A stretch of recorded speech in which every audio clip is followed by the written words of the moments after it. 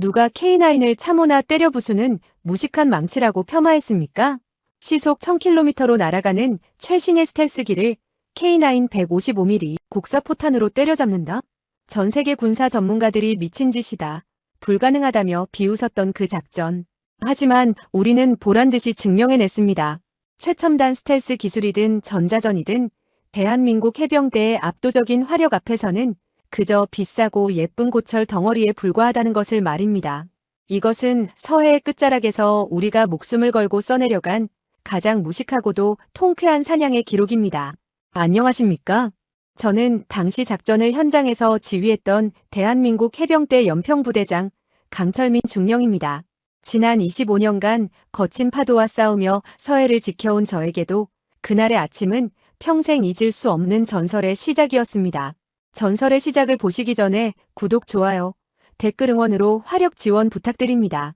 2025년 10월 대한민국 안보의 최전선이자 화약고라 불리는 서해 연평도 가을의 끝자락에 접어든 그날 아침은 유난히도 짙고 끈적한 해무가 섬 전체를 집어삼키고 있었습니다. 가시거리가 고작 50m도 되지 않는 바로 앞에 전우 얼굴조차 희미하게 보이는 답답한 안개. 바다 특유의 비릿한 소금기와 축축한 습기가 전투복을 파고들던 오전 9시 정각, 평화롭던 이 섬의 정적을 깨고 예고도 없이 지옥의 문이 열렸습니다. 쾅! 그것은 단순한 포격 소리가 아니었습니다. 마치 하늘이라는 거대한 천막이 단숨에 찢겨나가는 듯한 고막을 찢고 뇌수까지 뒤흔드는 날카롭고 묵직한 파열음이었습니다. 소닉붐. 음속을 돌파할 때 발생하는 강력한 충격파가 연평부대 막사를 정면으로 강타했습니다. 으악! 귀가. 연병장에서 아침 점호를 준비하던 장병들이 비명을 지르며 바닥으로 나뒹굴었습니다. 강력한 공기 압력이 생활관의 이중 유리창을 박살내고 날카로운 파편들이 사방으로 튀었습니다. 마치 거대한 투명 망치가 하늘에서 내려와 섬 전체를 내려친 것 같은 뼈가 울리는 충격이었습니다. 상황 보고해. 적 포격인가? 탄착 지점 어디야? 북괴군 방사포냐? 제가 흙먼지를 뒤집어 쓴 채 상황실로 뛰어들어가며 목이 터져라 소리쳤습니다. 평소라면 침착했을 참모들의 눈동자가 심하게 흔들리고 있었습니다. 상황실장은 사색이 되어 떨리는 손으로 전화기를 붙잡고 있었고 레이더 통제관들은 믿을 수 없다는 듯 모니터만 미친 듯이 두들기고 있었습니다. 아닙니다. 포격이 아닙니다. 낙탄 지점이 없습니다. 폭발음이 아닙니다. 그럼 뭐야? 하늘이 무너지는 소리가 났는데 아무것도 없다니. 레이더에 아무것도 잡히지 않습니다. 공중 감시 레이더, 해상 레이더 전부 깨끗합니다. 이게 무슨 귀신 씻나라 까먹는 소리입니까? 고막이 터질 듯한 굉음이 머리 위를 스치고 지나갔는데 막사 유리창이 다 깨졌는데 레이더가 깨끗하다니요.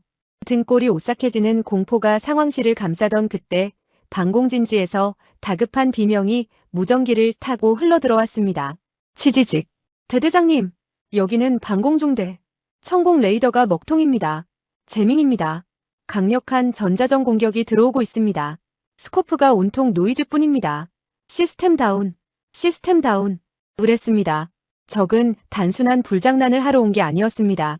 이것은 치밀하게 계획된 도발이자 대한민국 국군의 눈과 귀를 멀게 하려는 고도의 전자전 공격이었습니다.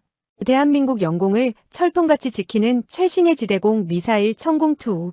그 다기능 레이더는 동시다발적인 표적을 탐지하고 추적하는 세계 최고 수준의 성능을 자랑하지만 놈들이 근거리에서 쏘아대는 고출력 전파방해, 즉 ECM 공격 앞에서는 속수무책으로 눈이 멀어버린 겁니다.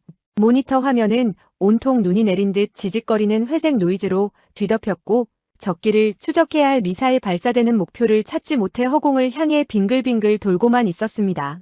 우리의 눈과 귀는 완전히 차단되었습니다. 수천억 원을 들여 구축한 최첨단 과학기술이 무용지물이 된 그 순간 우리는 발가벗겨진 채 짙은 안개 속에 던져진 꼴이 되었습니다. 보이지 않는 공포가 병사들의 목을 조여오던 그때였습니다. 치지직. 먹통이 된 줄 알았던 통신망을 뚫고 기계음이 섞인 낯선 목소리가 스피커를 통해 흘러나왔습니다. 한국군 당황했나? 너희들의 자랑인 전자 눈이 꺼지니 장님이나 다름없군. 소름 끼치도록 유창한 한국어였지만 그 억양에는 숨길 수 없는 중국어 특유의 성조와 끈적한 오만함이 배어 있었습니다. 놈들의 정체는 명확했습니다. 최근 서해 상공을 제 집 안방처럼 드나들며 우리를 위협하던 중국 공군의 최신의 5세대 스텔스 전투기 J-20 마이티 드래곤 편대였습니다. 레이더도 미사일도 우릴 볼 수 없다. 우린 유령이다. 우리가 너희 머리 위에 폭탄을 떨구기 전까지 너희는 그저 기도나 올리는 것 말고는 할 수 있는 게 없어. 하하. 피가 거꾸로 솟았습니다. 주먹을 쥔 손바닥에 손톱이 박힐 정도로 분노가 치밀어 올랐습니다. 놈들은 자신들의 은신 능력과 전자전 능력을 과시하기 위해 일부러 우리 방공망이 밀집한 연평도 상공을 저공으로 비행하며 모해 폭격 훈련을 하고 있는 것이었습니다. 우리를 훈련 표적, 아니 가지고 노는 장난감 취급하고 있었습니다. 이 개자식들이 발칸, 비호복합, 육안으로 보고 쏴. 소리 나는 곳으로 갈겨. 뭐라도 쏴서 쫓아내. 제가 악을 쓰며 명령했지만 야속한 서해의 해무는 우리의 시야마저 가리고 있었습니다. 두두두두, 쾅, 쾅.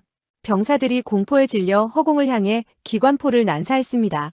하지만 보이지 않는 적을 향한 사격은 허공을 가르는 헛된 총성일 뿐이었습니다. J-20은 이미 우리를 비웃듯 애프터버너를 켜고 음속의 속도로 유유히 사라진 뒤였습니다. 남은 것은 매캐한 화약 냄새와 우리의 무력함 뿐이었습니다. 대대장님, 미사일 낙온이 안 됩니다. 쏠 수가 없습니다. 적외선 추적도 안 됩니다. 방공대장의 목소리에는 깊은 절망이 묻어 있었습니다. 스텔스 기능 때문에 레이더에 잡히지도 않고 강력한 재밍 때문에 유도조차 안 되는 상황. 수십억짜리 최첨단 미사일도 놈들 앞에서는 그저 비싼 고철 덩어리에 불과했습니다. 그때였습니다. 쿠구구궁. 또다시 섬이 울렸습니다. 이번엔 더 낮게, 더 위협적으로. 적기들은 마치 우리를 비웃듯 다시금 선회하여 두 번째 진입을 시도하고 있었습니다. 놈들은 우리가 아무것도 할 수 없다는 걸 알고 이 상황을 즐기고 있었습니다. 상황실 안에 모두가 패배감에 젖어 고개를 숙이고 있을 때 구석에서 묵묵히 작전 지도를 노려보던 한 남자가 있었습니다. 연평부대에 살아있는 역사, 머리가 희끗한 30년 포병 외길 인생 박 상사였습니다. 그의 눈빛은 흔들리는 우리와 달리 차갑게 가라앉아 있었습니다. 마치 폭풍우 속에서도 흔들리지 않는 바위처럼 말입니다.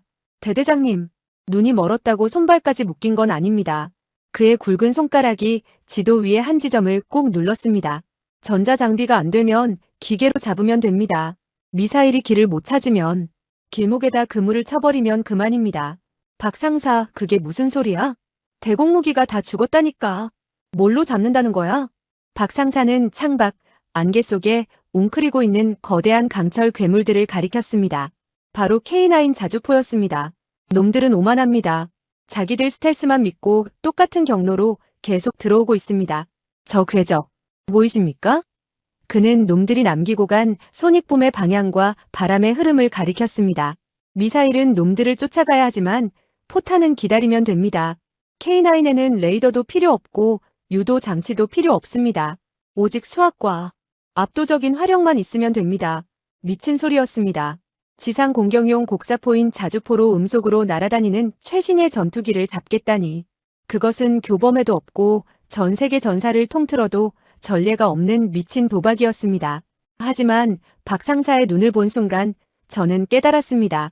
최첨단 장비가 모두 꺼져버린 지금 우리에게 남은 건 저 낡은 교범을 찢어버릴 깡다구와 탄약고에 140만 발이나 쌓여있는 저 무식한 포탄들 뿐이라는 것을. 박 상사, 자신 있나? 이건 도박이야. 실패하면 우린 끝장이야. 자신이 아니라 확신입니다. 놈들이 다시 머리를 들이밀 때 그 건방진 콧구멍에 강철비를 쏟아붓겠습니다. 저는 떨리는 손으로 마이크를 잡았습니다. 방공부대가 아닙니다. 포병대대 전체 호출이었습니다. 전포대 사격 임무. 표적은 지상이 아니다. 대공 사격 준비. 서해의 짙은 안개 속에서 잠자던 호랑이 K9이 육중한 포신을 쳐들며 깨어나기 시작했습니다. 보이지 않는 칼날을 쥔 적에게 우리는 가장 무식하고 거대한 망치를 들고 맞설 준비를 마쳤습니다. 대대장님, 방공 레이더 복구 불가능합니다. 재밍 신호가 너무 강력해서 시스템이 다운됐습니다. 재부팅도 안 됩니다. 천궁 미사일 발사 통제관 타겟 획득 실패. 라곤 자체가 안 됩니다. 발사할 수 없습니다. 상황실은 그야말로 아수라장이었습니다. 대한민국 서해를 지키는 최첨단 전자 눈들이 놈들의 전자전 공격 한 방에 모조리 장님이 되어버린 상황. 참모들은 패닉에 빠져 우왕좌왕하고 있었고 통신병들은 끊임없이 비명을 질러대며 상급부대의 상황을 보고하려 애쓰고 있었습니다. 하지만 그 혼란의 한가운데서 오직 한 사람, 박 상사만이 마치 다른 세상에 있는 사람처럼 평온했습니다. 그는 상황실 중앙 테이블에 낡은 아날로그 지도를 넓게 펼쳐놓고 붉은색 색연필로 무언가를 열심히 긋고 있었습니다. 슥슥슥. 종이 위를 달리는 연필 소리가 긴박한 상황실의 소음 사이로 묘하게 신경을 긁었습니다. 박 상사, 지금 한가하게 그림 그릴 때인가? 놈들이 우리 머리 위에서 춤을 추고 있는데. 제가 참지 못하고 버럭 소리를 질렀지만 박 상사는 고개도 들지 않고 차분하게 대답했습니다. 그림이 아닙니다, 대대장님. 놈들의 습관을 그리고 있는 겁니다. 습관? 전투기에 무슨 습관이 있어? 예. 저놈들 제20조종사 놈들 말입니다. 아주 오만하기 짝이 없는 놈들입니다. 스텔스 성능만 믿고 우리를 완전히 무시하고 있습니다. 그게 놈들의 약점입니다. 박 상사가 지도 위에 붉은 선을 손가락으로 가리켰습니다. 그의 손끝을 따라가 보니 연평도 상공을 가로지르는 뚜렷한 항적 하나가 그려져 있었습니다. 보십시오. 1차 진입, 2차 진입, 그리고 방금 3차 진입까지. 경로가 토시 하나 안 틀리고 똑같습니다. 서해 NLL 이북에서 급강하 연평도 12시 방향 진입, 고도 500피트 유지, 그리고 우리 부대 상공에서 급상승하며 이탈. 그의 말이 맞았습니다. 놈들은 마치 에어쇼를 하듯 정확히 똑같은 코스로 들어와 우리를 놀리고 나갔습니다. 우리를 타격할 의도보다는 자신들의 비행 능력을 과시하고 우리를 공포에 떨게 하려는 목적이 분명했기 때문에 가능한 비행 패턴이었습니다. 레이더에 안 잡힌다고 무적은 아닙니다. 놈들이 이 경로를 고집한다는 건 다음 4차 진입 때도 반드시 이 길목을 지나간다는 뜻입니다. 박 상사의 눈빛이 사냥감을 노리는 맹수처럼 번뜩였습니다. 미사일은 놈들을 쫓아가야 하니 레이더가 필요하지만 포탄은 그럴 필요가 없습니다. 놈들이 올 시간에, 놈들이 올 장소에 미리 가 있으면 됩니다. 우리가 길목을 지키고 서 있으면 놈들이 알아서 와서 박아줄 겁니다. 하지만 박 상사 상대는 마하의 속도로 나는 전투기야. 곡사포탄으로 어떻게 맞춰? 아무리 계산을 잘해도 직격탄은 불가능해. 확률이 제로에 가깝다고. 제가 답답하다는 듯 소리쳤습니다. 그러자 박 상사가 씩 웃으며 주머니에서 무언가를 꺼내 지도 위에 올려놓았습니다. K9 자주포의 155mm 포탄 모형이 아닌 사냥할 때 쓰는 엽총 탄피였습니다. 대대장님, 날아다니는 꿩을 잡을 때 소총으로 저격합니까? 아닙니다. 산탄총으로 잡습니다. 넓게 퍼지는 납탄을 뿌려서 그물에 걸리게 하는 겁니다. 그가 지도 위의 연평도 상공, 적기의 예상 진입 경로에 붉은색 동그라미를 크게 쳤습니다. 우리에겐 K310이 있습니다. K310 DPBB탄, 학력 감소 이중 목적 고폭탄. 흔히 확산탄이라 불리는 이 포탄은 대한민국 포병이 보유한 가장 잔인하고도 확실한 대량 살상 무기입니다. 한 발의 포탄 안에 88개의 자탄새끼 폭탄이 들어있고 목표 상공에서 터지면 그 자탄들이 비처럼 쏟아져 축구장 2개의 면적을 초토화시키는 강철비입니다. 이걸 땅이 아니라 하늘에서 터뜨리는 겁니다. 박 상사의 계획은 미친 짓이었지만 듣고 보니 소름 끼치도록 논리적이었습니다. K9 육문 1개 포대, TOT 타임온 타겟, 동시탄착 사격 사격. 각 포마다 3발씩 총 18발을 3초 안에 쏟아붓습니다. 단 신관은 충격 신관이 아니라 시한 신관으로 세팅합니다. 시한 신관이라니 공중 폭발을 유도하겠다는 건가? 그렇습니다. 적기 예상 고도 150m. 우리는 그보다 약간 높은 200m 상공에 거대한 강철의 벽을 만드는 겁니다. 18발의 확산탄이 동시에 터지면 1584개의 자탄이 공중에 뿌려집니다. 그 자탄 하나하나가 날카로운 쇠조각을 뿜어내면 박 상사가 주먹을 꽉 쥐어 보였습니다. 아무리 날고 기는 스텔스기라도 그 쇠파리떼를 피할 순 없습니다.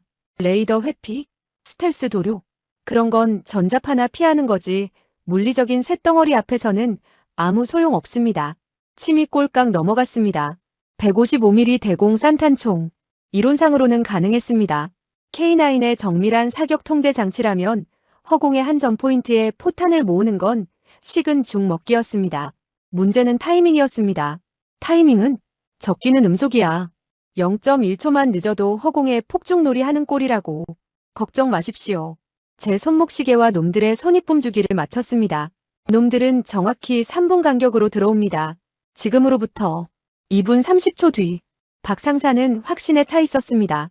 그는 30년 동안 포탄과 함께 밥을 먹고 잠을 잔 포병 그 자체인 사람이었습니다. 기계가 죽어버린 전장에서 믿을 것은 저 늙은 포반장의 감과 경험뿐이었습니다. 상황실의 모든 장교들이 저를 쳐다보았습니다. 결단을 내려야 할 시간이었습니다. 이대로 농락당하다가 놈들이 진짜 폭탄이라도 떨어뜨리면 우리는 전멸입니다. 믿져야 본전. 아니, 앉아서 당하느니 쏘고 죽는 게 군인의 명예였습니다. 좋아. 승인한다. 저는 비장한 목소리로 명령을 내렸습니다. 전포대, 사격재원 하달, 탄종 K310 DPBB, 신관 시한 모드, 고도 200, 방위각 270, 사각 45도. 제 명령이 떨어지자마자 무전기 너머로 포병들의 복창 소리가 우렁차게 울려 퍼졌습니다. 하나포, 사격 임무 접수. 둘포, 장전 준비.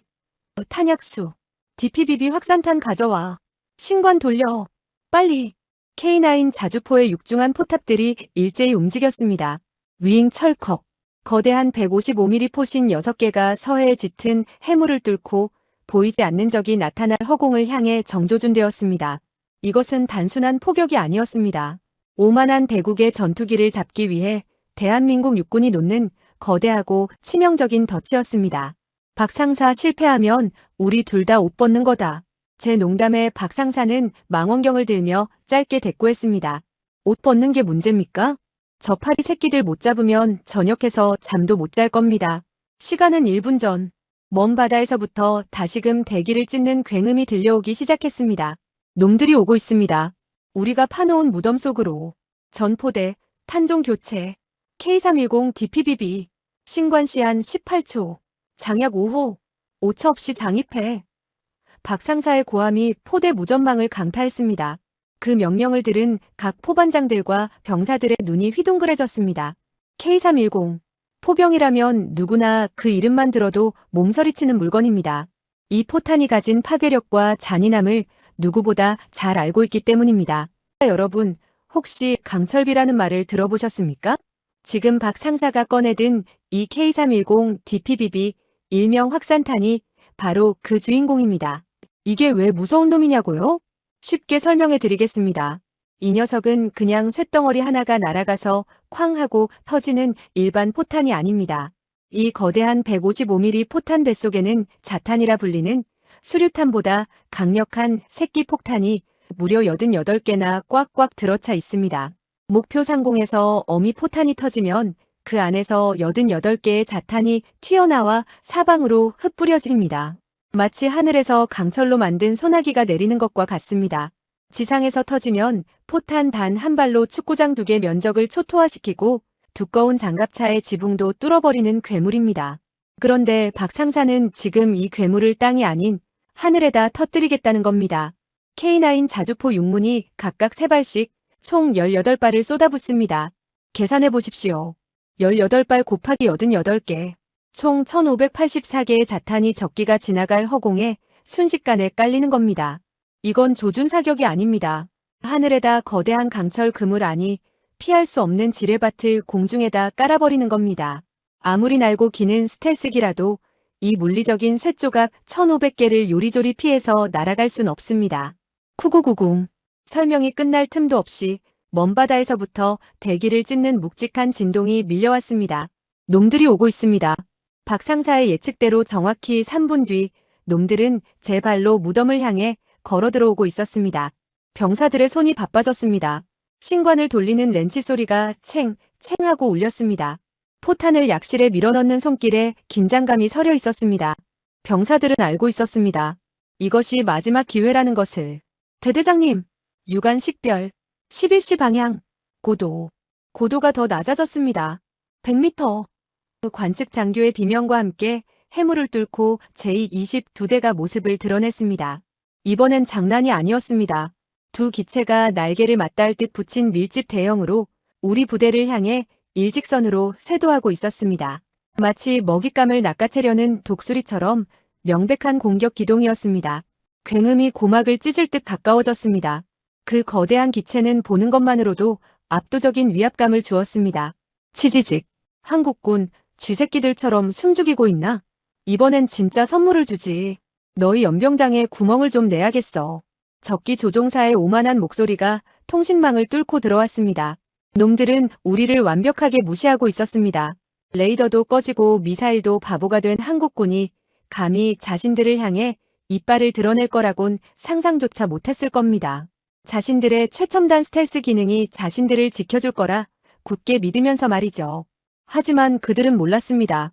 자신들이 비행하고 있는 그 경로, 그 고도, 그 속도가 이미 박 상사의 머릿속에서 완벽하게 계산된 죽음의 좌표라는 사실을 말입니다. 적기들은 폭격을 위해 기체를 수평으로 안정시키며 우리가 조준해둔 그 가상의 터널 속으로 진입했습니다. 속도 마하 0.9, 방위각 270도. 놈들은 스스로 호랑이 아가리 속으로 머리를 들이밀고 있었습니다. 전포대, TOT동 시탄 착사격 준비. 목표 상공 도달 5초 전. K9의 포신 6개가 미세하게 움직이며 최후의 조준을 마쳤습니다. 심장이 터질 듯 요동쳤습니다. 시간이 멈춘 것 같았습니다. 적기의 엔진 소리가 고막을 찢을 듯 가까워진 그 순간 박 상사가 손을 내리치며 포효했습니다. 지금이다. 놈들에게 강철비를 내려라. 발사. 쾅, 쾅, 쾅. 연평도의 대지가 지진이 난 듯 울렸습니다. 6대의 K9이 일제히 불을 뿜었습니다. 시뻘건 화염과 함께 40kg의 확산탄들이 엄청난 굉음을 내며 하늘로 솟구쳤습니다. 그것은 단순한 포탄이 아니었습니다. 대한민국의 영공을 넘본 대가를 치르게 할 1584개의 심판자였습니다. 쉬잉 마이너스. 포탄이 공기를 가르며 날아갔습니다. 그리고 적기 조종사들이 눈앞에 나타난 검은 점들을 인식하기도 전 신관의 타이머가 0이 되었습니다. 쾅! 하늘에서 벼락이 쳤습니다. 아니, 그것은 땅에서 솟구친 18개의 강철 벼락이 하늘을 향해 역류하는 것과 같았습니다. 박 상사의 계산은 소름 끼치도록 정확했습니다. 적기 제20편대가 우리 부대 상공 100m 지점에 진입하는 그 0.1초의 찰나놈들의 코앞인 200m 상공에서 시한신관이 작동했습니다. 퍼버버벙. 허공에 검은 연기 구름이 동시다발적으로 피어올랐습니다. 마치 거인이 하늘을 향해 거대한 산탄총을 쏘아 올린 것 같았습니다. 일반적인 대공포처럼 파편 몇 개가 튀는 수준이 아니었습니다. 앞서 말씀드린 1584개의 자탄. 그 흉악한 새끼 폭탄들이 원심력을 타고 사방으로 쫙 흩뿌려졌습니다.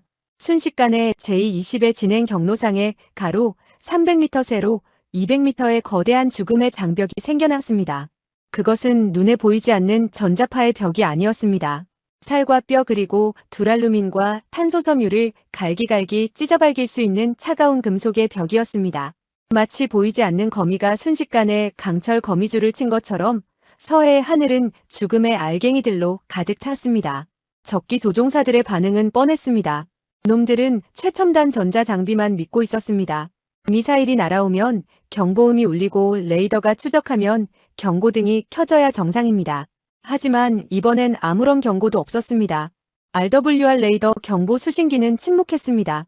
열추적 미사일 경보도 울리지 않았습니다. 그저 눈앞에 텅 빈 하늘이 갑자기 시커먼 쇳덩어리들로 가득 차버린 겁니다. 뭐야, 전방에 장애물 회피해.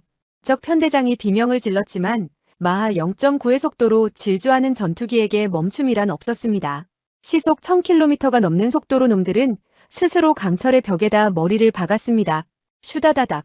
마치 우박이 얇은 양철 지붕을 때리는 듯한 하지만 그보다 훨씬 더 끔찍하고 둔탁한 소리가 하늘을 울렸습니다. 선두에 있던 제22 자탄의 구름 속으로 빨려 들어갔습니다. 결과는 처참했습니다. K310의 자탄은 전차의 지붕도 뚫는 성형작 약탄입니다. 얇은 알루미늄 합금과 탄소 복합재로 만들어진 전투기의 표면 따위는 두부나 다름없었습니다. 가장 먼저 조종석을 덮고 있던 캐노피가 박살났습니다. 강화 방탄 유리가 거미줄처럼 갈라지더니 순식간에 피칠갑이 되었습니다. 동시에 수십 수백 개의 자탄이 기체 표면에 박히며 연쇄 폭발을 일으켰습니다. 스텔스 도료 레이더 흡수 자재. 그런 건 레이더 전파나 피하는 거지 날아오는 주먹을 피하는 갑옷이 아닙니다. 매끈했던 J-20의 표면이 순식간에 곰보 자국처럼 숭숭 뚫려버렸습니다. 하지만 진짜 치명타는 엔진이었습니다. 전투기의 거대한 공기 흡입구가 흩뿌려진 자탄들을 진공 청소기처럼 빨아들였습니다. 콰직 쾅! 초정밀 터빈 블레이드 사이로 강철 덩어리들이 쏟아져 들어갔습니다. 엔진 내부에서 끔찍한 금속 파열음이 들리더니 곧이어 놈의 오른쪽 엔진이 시뻘건 화염을 토해내며 폭발했습니다. 꺾어진다. 엔진 화재 조종 불능 살려줘. 천하무적이라 자랑하던 마이티 드래곤이 한순간에 날개 꺾인 참새꼴이 되었습니다. 한쪽 엔진이 터지자 기체 균형이 무너지며 놈은 팽이처럼 빙글빙글 돌기 시작했습니다. 날개는 걸레짝이 되어 너덜거렸고 동체 곳곳에서는 검은 연기가 뿜어져 나왔습니다. 그것은 더 이상 최첨단 전투기가 아니었습니다. 그저 하늘에서 추락하는 불타는 고철 덩어리일 뿐이었습니다. 조종사는 사출 좌석 레버를 당길 틈조차 없었을 겁니다. 수천 개의 파편이 기체를 관통하며 조종석 내부까지 헤집어 놓았으니까요. 뒤따르던 2번기는 기겁을 하며 조종관을 꺾었습니다. 놈은 선두기가 벌집이 되는 꼴을 눈앞에서 목격했습니다. 자신의 눈을 의심했을 겁니다. 미사일도 아닌 것에 대공포도 아닌 것에 최신의 전투기가 저렇게 허무하게 박살이 나다니. 공포에 질린 놈은 급상승을 시도하며 플레어 열추적 기만체를 미친 듯이 뿌려댔습니다. 하지만 소용없었습니다. 포탄은 열을 쫓아가는 게 아니니까요. 놈은 그저 운이 좋아 비껴나갔을 뿐 이미 전의를 상실하고 도망치기 바빴습니다. 명중이다. 격추다. 관측 장교가 목이 터져라 소리쳤습니다. 연평도 앞바다에 거대한 물기둥이 치솟았습니다. 선두기가 바다로 처박힌 것입니다. 박상사는 그제야 망원경을 내리고 떨리는 손으로 담배 한 개비를 꺼내 입에 물었습니다. 그의 손끝은 미세하게 떨리고 있었지만 눈빛만은 그 어느 때보다 차갑게 빛나고 있었습니다. 보셨습니까? 대대장님 파리채는 이렇게 쓰는 겁니다. 최첨단 스텔스 전자전. 다 필요 없었습니다. 가장 무식하고 가장 확실한 재래식 화력이 하이테크의 정점을 찍어 눌러버린 순간이었습니다. 이것은 현대전의 상식을 뒤엎는 사건이자 140만 발의 포탄을 가진 대한민국 포병이 왜 무서운지를 전 세계에 각인시키는 서막이었습니다. 하지만 아직 끝난 게 아니었습니다. 도망친 이번 놈이 살아 돌아가서 이 치욕을 알린다면 놈들은 더 큰 보복을 하러 올지도 모릅니다. 우리는 저 도망가는 놈의 꼬리마저 확실하게 잘라놔야 했습니다. 놈들의 뇌리에 지워지지 않는 공포를 심어주기 위해서 말입니다. 쾅! 서해 연평도 앞바다에 거대한 물기둥이 치솟았습니다. 100m가 넘게 솟구친 하얀 포말은 마치 용이 승천하는 것이 아니라 날개가 꺾인 용이 바다 밑바닥으로 처박히며 지르는 최후의 단말마처럼 보였습니다. 중국의 자존심이라 불리던 J-20 마이티 드래곤. 한 대당 가격이 1200억 원이 넘는다는 그 비싼 쇳덩어리가 우리 육군이 쏜 포탄 세례를 맞고 고철이 되어 수장되는 순간이었습니다. 바다는 말이 없었습니다. 그저 검은 기름띠와 둥둥 떠다니는 기체 파편들만이 방금 전까지 그곳에 최첨단 전투기가 있었음을 증명하고 있었습니다. 1번기 추락 1번기 반응 없음 메이데이. 도망친 2번기의 다급한 비명이 통신망을 통해 적나라하게 들려왔습니다. 방금 전까지 우리를 조롱하던 그 오만함은 온데간데 없었습니다. 놈의 목소리는 공포로 떨리고 있었고 가쁜 숨소리가 섞여 있었습니다.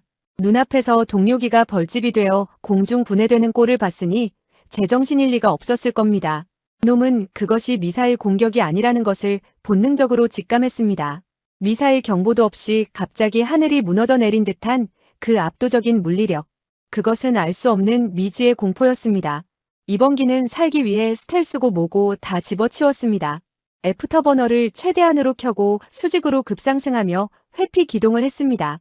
엔진이 찢어질 듯 굉음을 내며 시퍼런 불꽃을 뿜어냈습니다. 하지만 놈은 몰랐을 겁니다. 그렇게 엔진 출력을 높이면 적외선 탐지 장비에 더 잘 걸린다는 것을. 물론 지금 우리 방공망은 먹통이었지만 우리 병사들의 두 눈이 놈을 똑똑히 쫓고 있었습니다. 저 새끼 도망갑니다. 꽁무니 빠지게 도망갑니다. 관측병들이 환호성을 질렀습니다. 하지만 박 상사는 웃지 않았습니다. 그는 망원경으로 도주하는 적기를 뚫어지게 쳐다보며 입술을 깨물었습니다. 그냥 보내면 안 됩니다. 그의 목소리는 낮고 차가웠습니다. 이에 이미 사거리 밖으로 벗어났는데 어떻게 잡습니까? K9으로 저 고도를 맞추는 건 불가능합니다. 제가 묻자 박 상사가 고개를 저었습니다. 격추는 못해도 겁은 줘야 합니다. 저놈이 살아서 돌아가면 우리가 뭘로 쐈는지 보고할 겁니다. 그러면 놈들은 다시는 이 고도로 들어오지 않겠죠. 하지만 박 상사가 무전기를 잡았습니다. 놈의 뇌리에 공포를 심어줘야 합니다. 다시는 서해 쪽으로는 오줌도 못 누게 말입니다. 전포대 2차 사격 준비 표적은 도주하는 적기 예상 경로 전방 5km 최대 사거리 사격. 박 상사의 명령은 지독했습니다. 맞추려는 게 아니었습니다. 도망가는 놈의 눈앞에 다시 한번 강철비를 뿌려서 내가 어디로 가든 우리는 너를 잡을 수 있다. 우리의 사거리는 내 생각보다 훨씬 길다는 공포심을 심어주려는 고도의 심리전이었습니다. K9 자주포의 포신이 최대 고각으로 들렸습니다. 52구 경장의 긴 포신이 하늘 끝을 겨누었습니다. K307 항력 감소 고폭탄. 최대 사거리 40km를 자랑하는 곡사포탄이 장전되었습니다. 쏴라. 쾅쾅쾅. 다시 한번 대지가 울렸습니다. 포탄들이 성층권을 뚫을 기세로 날아갔습니다. 도망치던 제20 조종사는 100m를 보며 안도하고 있었을지도 모릅니다. 이제 살았다, 이 지옥 같은 섬에서 벗어났다고 생각했을 그 순간 그의 진행 방향 저 멀리 앞바다 상공에서 하얀 버섯구름들이 피어올랐습니다. 쾅쾅. 바다를 때리는 물기둥이 놈의 시야를 가렸습니다. 비록 거리가 멀어 파편이 닿지는 않았지만 그것은 명백한 경고장이었습니다. 여기는 내 놈들 놀이터가 아니다. 당장 꺼져라. 으악, 미친놈들, 저게 도대체 뭐야? 적기 조종사는 기겁을 하며 기체를 비틀었습니다. 놈은 우리가 지대공 미사일이 아닌 사거리 수십 킬로미터짜리 괴물 대포를 쏘고 있다는 사실에 경악했습니다. 놈은 방향 감각을 상실한 듯 허둥대다가 북쪽 공해상으로 필사적으로 도주했습니다. 그 비참한 뒷모습을 보며 우리 병사들은 모자를 집어 던지며 환호했습니다. 만세 대한민국 만세. 봤냐, 짱깨놈들아, 이게 K9이다. 박 상사는 그제야 긴장이 풀린 듯 주저앉았습니다. 그의 군복은 식은 땀으로 흠뻑 젖어 있었습니다. 하지만 그의 눈은 바다 위에 떠있는 제20의 잔해를 응시하고 있었습니다. 용의 코털을 뽑았군요, 대대장님. 그가 씁쓸하게 웃으며 말했습니다. 이제 놈들이 가만히 있지 않을 겁니다. 하지만 상관없습니다. 코털이 뽑힌 용은 더 이상 신비로운 존재가 아니니까요. 그냥 아파서 날뛰는 짐승일 뿐입니다. 맞습니다. 우리는 오늘 신화를 깨부셨습니다. 천하무적이라던 스텔스기가 재래식 포탄에 격추될 수 있다는 사실. 그리고 대한민국 영토를 침범하면 그게 누구든 살아서 돌아갈 수 없다는 사실을 전 세계에 증명했습니다. 상황실의 통신병이 다급하게 외쳤습니다. 대대장님, 상급 부대입니다. 방금 상황 뭐냐고 난리가 났습니다. 그리고 외신들이 속보를 내보내기 시작했습니다. 뭐라고 벌써? 중국 쪽에서 먼저 터뜨린 것 같습니다. 훈련 중 기체 결함으로 추락했다고 오리발을 내밀고 있는데 위성 사진이 벌써 떴답니다. 세계가 뒤집어질 시간이었습니다. 서해 작은 섬에서 일어난 이 말도 안 되는 다윗과 골리앗의 싸움. 이제 우리는 전설의 목격자가 아닌 주인공이 되어 역사의 한 페이지를 장식하게 되었습니다. 하지만 승리의 기쁨도 잠시 레이더가 복구되면서 더 큰 파장이 밀려오고 있었습니다. 중국 본토의 공군 기지들이 비상을 걸고 있다는 첩보, 그리고 서해 함대가 움직이고 있다는 소식, 용이 피를 흘리며 몸부림치기 시작했습니다. 그러나 우리는 두렵지 않았습니다. 우리에게는 140만 발의 화살과 그 화살을 쏠 준비가 된 수천 명의 박 상사가 있었으니까요. 레이더 복구 전방 10km 해상 고속 표적 다수 식별 접근 속도가 빠릅니다. 40노트 이상. 승리의 함성은 채 5분을 가지 못했습니다. 하늘의 왕을 떨어뜨렸더니 이번엔 바다의 하이에나들이 몰려오고 있었습니다. 먹통이었던 해상 레이더가 돌아오자마자 스코프를 가득 채운 건 서해 NLL 북방 한계선을 넘어 미친 속도로 남하하는 붉은 점들이었습니다. 놈들의 목적은 뻔했습니다. 방금 우리가 수장시킨 제20의 잔해. 그것은 단순한 고철이 아니었습니다. 중국이 자랑하는 스텔스 기술의 결정체이자 놈들이 우리 영공을 침범했다는 움직일 수 없는 증거였습니다. 놈들은 그 증거가 대한민국이나 미국의 손에 들어가는 것을 막기 위해 잔해를 회수하거나 아예 가루로 만들어버리려고 특수부대를 급파한 겁니다. 식별 완료. 중국 해군 고속정 4척 그리고 뒤쪽에 56형 호위함 1척입니다. 미친놈들 기어이 선을 넘겠다는 건가? 상황은 하늘보다 더 심각했습니다. 전투기 한 대 떨어진 건 우발적 충돌이라 우길 수 있지만 해군 함정이 NLL을 넘는 건 명백한 침략이었습니다. 놈들은 무정 경고도 무시한 채 격추 지점을 향해 일직선으로 내달리고 있었습니다. 망원경으로 보니 고속정 갑판에는 검은 잠수복을 입은 특수부대원들이 입수를 준비하고 있었고 호위함의 76mm 한 포는 우리 연평부대를 향해 포신을 돌리고 있었습니다. 건드리면 쏜다는 무언의 협박이었습니다.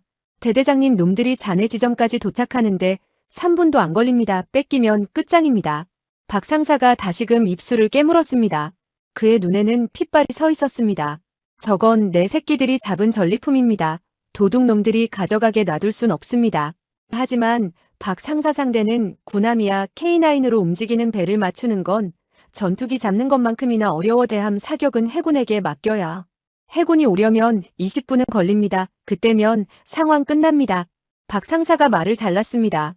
누가 배를 침몰시킨답니까? 겁만 줘서 쫓아내면 그만입니다. 놈들이 가장 무서워하는 걸 보여주면 됩니다. 박 상사의 시선이 다시 한번 적재함에 쌓인 K310 DPBB 확산탄을 향했습니다. 강철비를 하늘에서만 뿌리란 법 있습니까? 놈들 머리 위 바다 위에다 뿌려버리면 놈들 갑판은 생지옥이 될 겁니다. 그랬습니다. 두꺼운 장갑을 두른 함정을 일반 고폭탄으로 격침시키려면 정밀 타격이 필요하지만 확산탄을 함정 상공에서 터뜨리면 이야기가 달라집니다. 수천 개의 자탄이 갑판 위로 쏟아지면 외부에 노출된 레이더 통신 안테나, 함포 조준 장치 그리고 갑판에 나와 있는 특수부대원들은 그야말로 갈리기 때문입니다. 전투 불능 상태로 만드는 것. 그것이 박 상사의 노림수였습니다. 경고 방송 따윈 필요 없다. 놈들은 이미 선을 넘었다. 전포대 사격 임무 변경 표적은 해상 돌격 중인 적 함대. 제 명령에 포병들이 다시금 바쁘게 움직였습니다. 방금 전에 승리로 사기가 충천한 병사들은 지친 기색도 없이 40kg짜리 포탄을 약실에 밀어 넣었습니다. 신관시한 모드 유지 목표 상공 30m 파열놈들의 정수리에 쇳물을 부어버려라. 거리 8천 7천.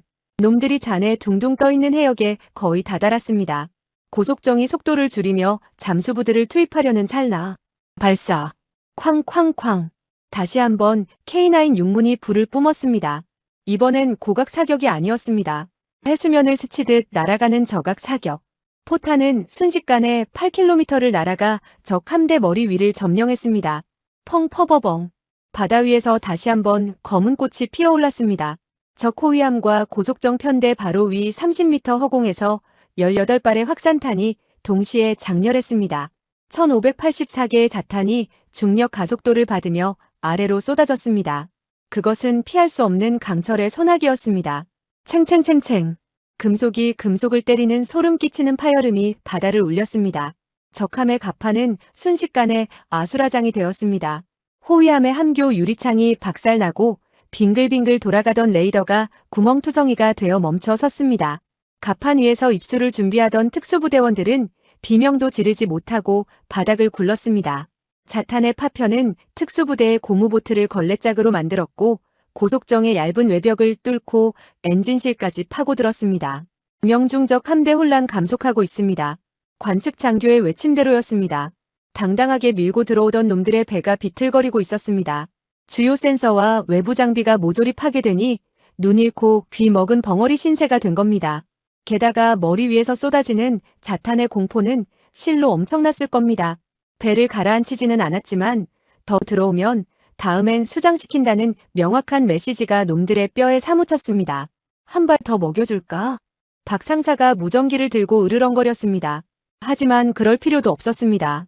걸레짝이 된 호위함이 검은 연기를 내뿜으며 급하게 뱃머리를 돌리기 시작했습니다. 고속정들은 서로 부딪히며 허둥지둥 NLL 북쪽으로 도망치기 바빴습니다. 제20잔해 근처에는 얼씬도 못하고 오히려 자신들의 배까지 고철로 만든 채 쫓겨나는 꼴이었습니다.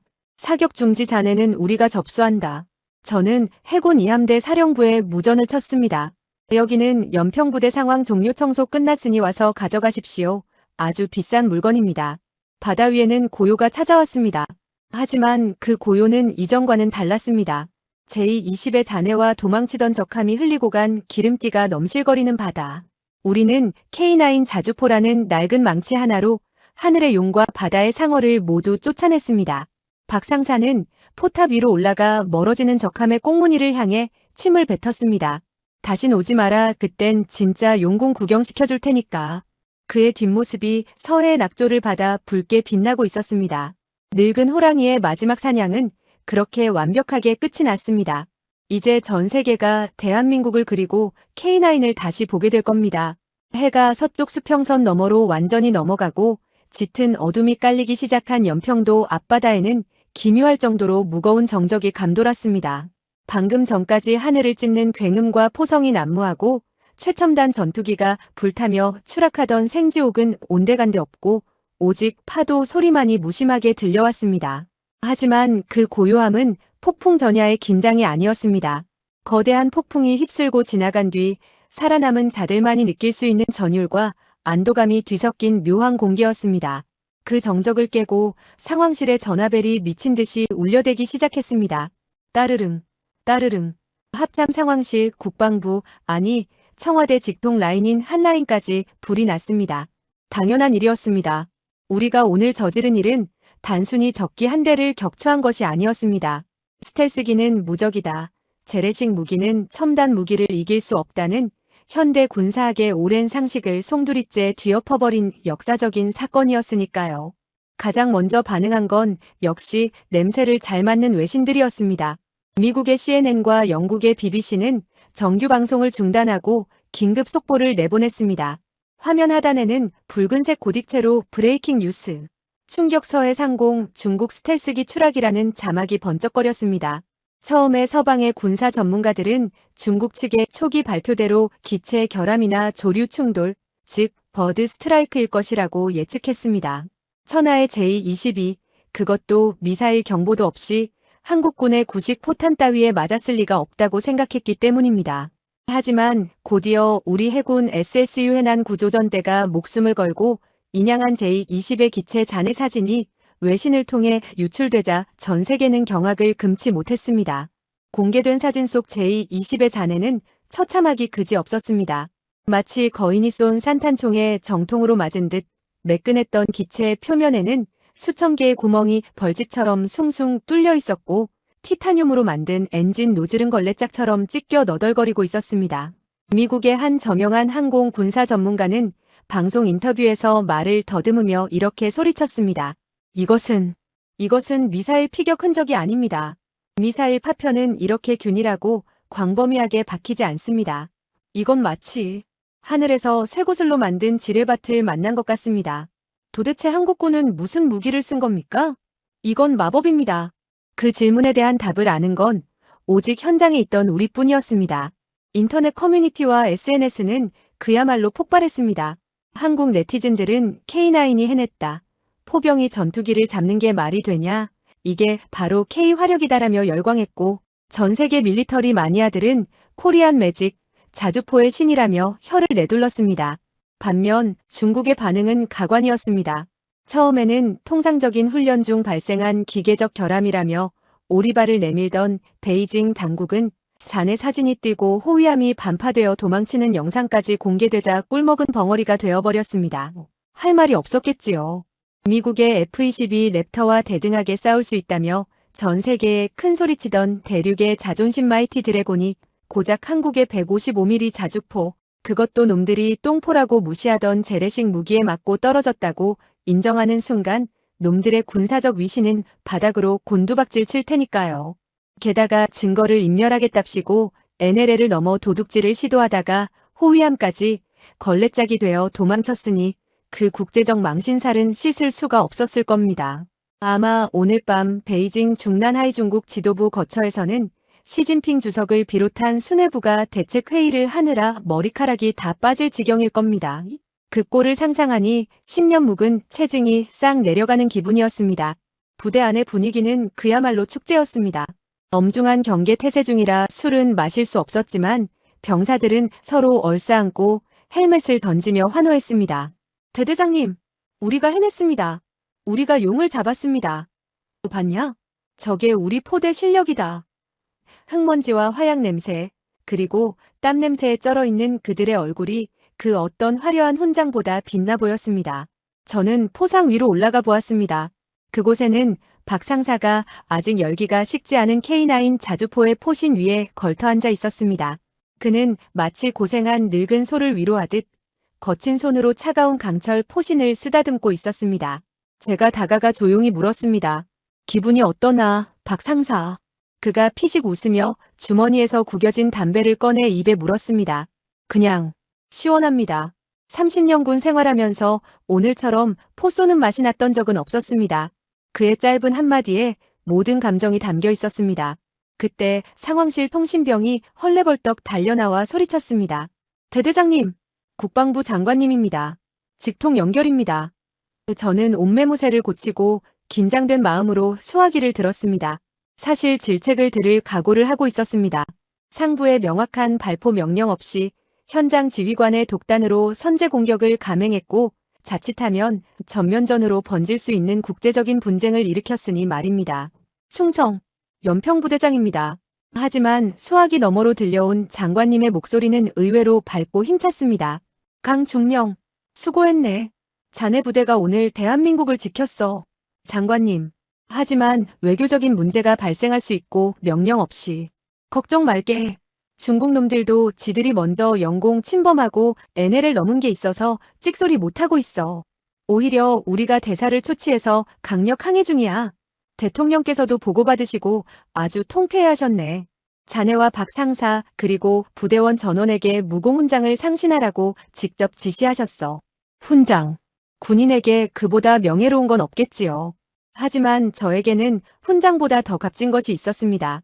바로 우리 K9 자주포가 보여준 무한한 가능성이었습니다.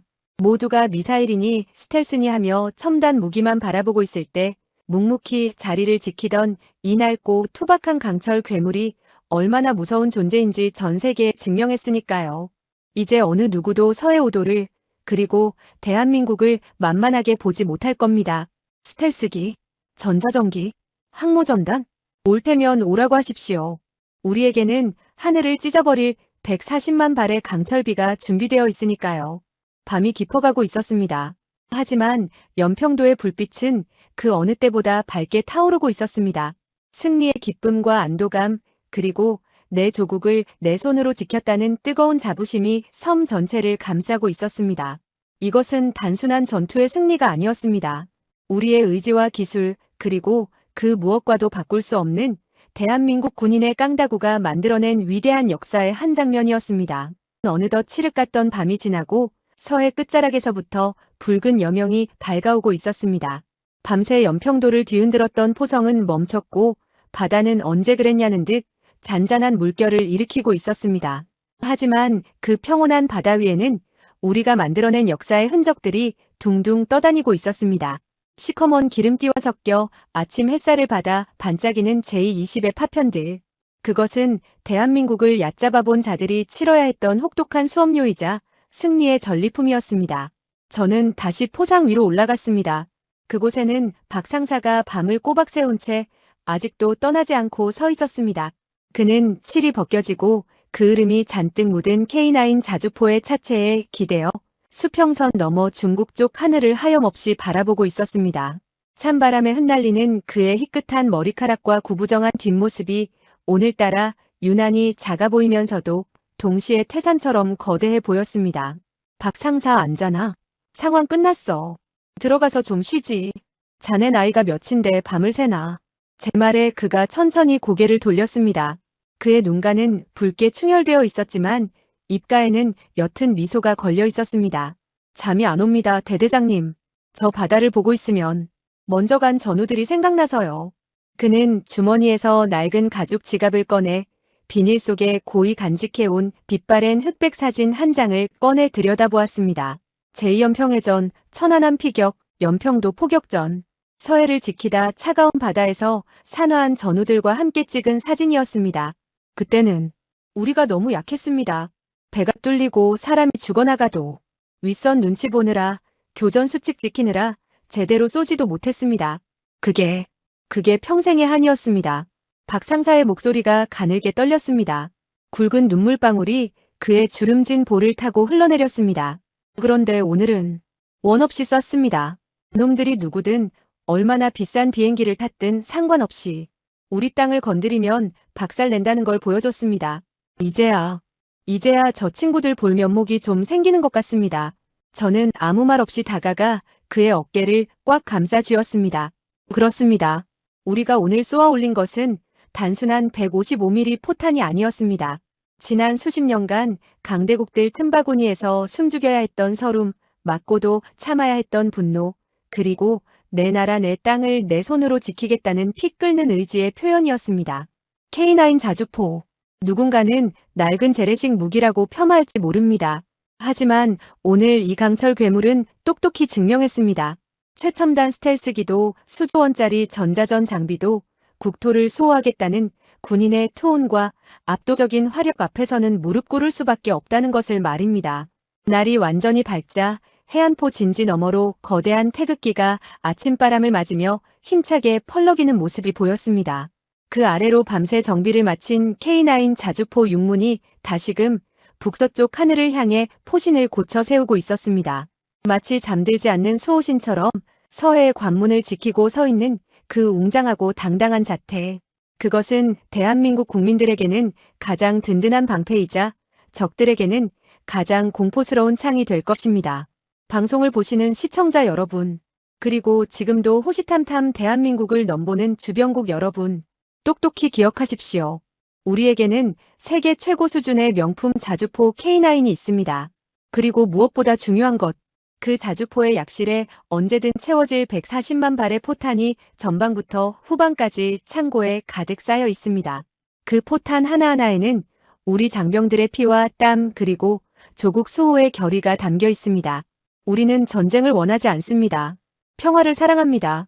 하지만 누군가 우리의 영토, 우리의 바다, 우리의 하늘을 단 1cm라도 침범한다면 우리는 주저하지 않을 것입니다. 오늘 서해 상공에서 내린 강철비는 시작일 뿐입니다. 다음에는 비가 아니라 모든 것을 쓸어버릴 강철의 태풍이 되어 당신들의 본거지를 초토화시킬 것입니다. 이 땅의 평화는 공짜가 아닙니다. 지금 이 순간에도 보이지 않는 곳에서 추위와 외로움 속에서도 묵묵히 포신을 닦고 있는 국군 장병 여러분이 있기에 대한민국은 오늘도 안전합니다. 박 상사와 저는 연평도의 찬란한 아침 해를 향해 그리고 대한민국을 사랑하는 모든 국민 여러분을 향해 마지막 경례를 올립니다. 조국이 부르면 우리는 언제든 쏩니다. 필승, 구독, 좋아요, 댓글로 대한민국을 응원해주세요.